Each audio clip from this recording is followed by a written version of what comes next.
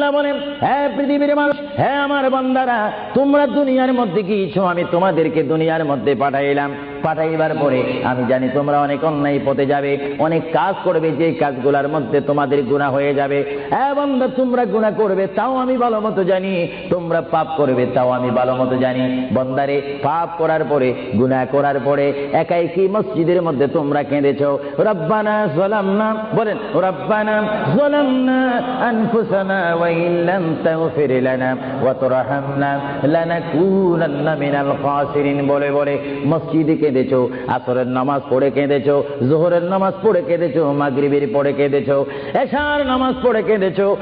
বান্দা, নামাজের মুসল্লা যখন বসে যাও, আমি আল্লাহকে তোমরা বারবার বলো, আল্লাহ আমার গুনাহ মাফ করে দাও। তারপরও আমি তোমাদের গুনাহ মাফ করে নেই।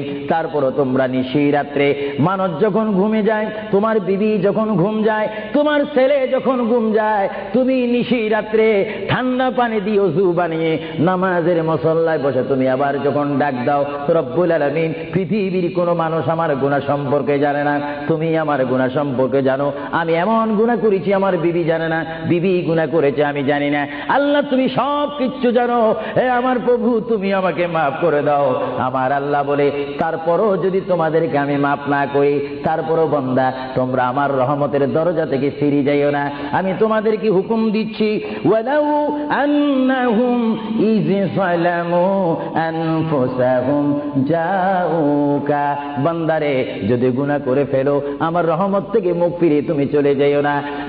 বান্দা, আকাশ পরিমাণ যদি গুনাহ করো, পাতাল পরিমাণ যদি গুনাহ করো, সাগরের পানি পরিমাণ যদি গুনাহ করো, পাহাড় তুলনায় যদি তুমি গুনাহ করো, আমার দরবার থেকে তুমি নিরাশ হইও না। বান্দা, আমি তোমাকে একটি রাস্তা পাঠাই দিচ্ছি, একটি পথ তোমাকে আমি দেখাই দিচ্ছি। সেই পথটি কোন পথ তোমরা জানো?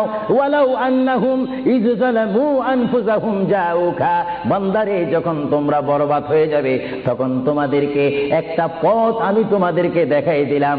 সেই পথটির নাম হচ্ছে আমার রাসূলের মদিনা। জোরে বলেন সুবহানাল্লাহ। বান্দা, আমার নবীর দরবারে গিয়ে কেঁদে কেঁদে তোমরা বলো, ইয়া রাসূলুল্লাহ, ইয়া হাবিবাল্লাহ, আয়া আকা, ইয়া রাসূলুল্লাহ। আল্লাহ কোরআনে বলেছে, ওয়ালাউ আন্নাহুম ইয যালামু আনফুসাহুম জাউকা ফাস্তাগফিরুল্লাহ ওয়াস্তাগফার লাহুমুর রাসূল। আল্লাহ বলেছে, হে বান্দা, তোমরা ডানে না গিয়ে, বামে না গিয়ে, পিছে না গিয়ে, তোমরা সরাসরি আমার নবীর কদমে চলে যাও। আমার নবীর কদমে গিয়ে আমি আল্লাহর দরবারে তোমরা তওবা করো।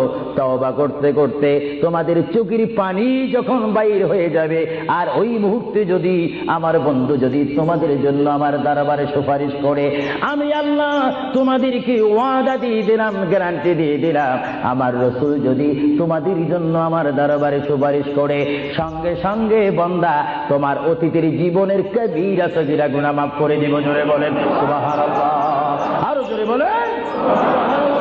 আমার আপনার গুনাহ মাফ করার জন্য রাসূলুল্লাহর দরবারে যাওয়ার দরকার আছে কিনা? চিৎকার জীবনে আছে কিনা?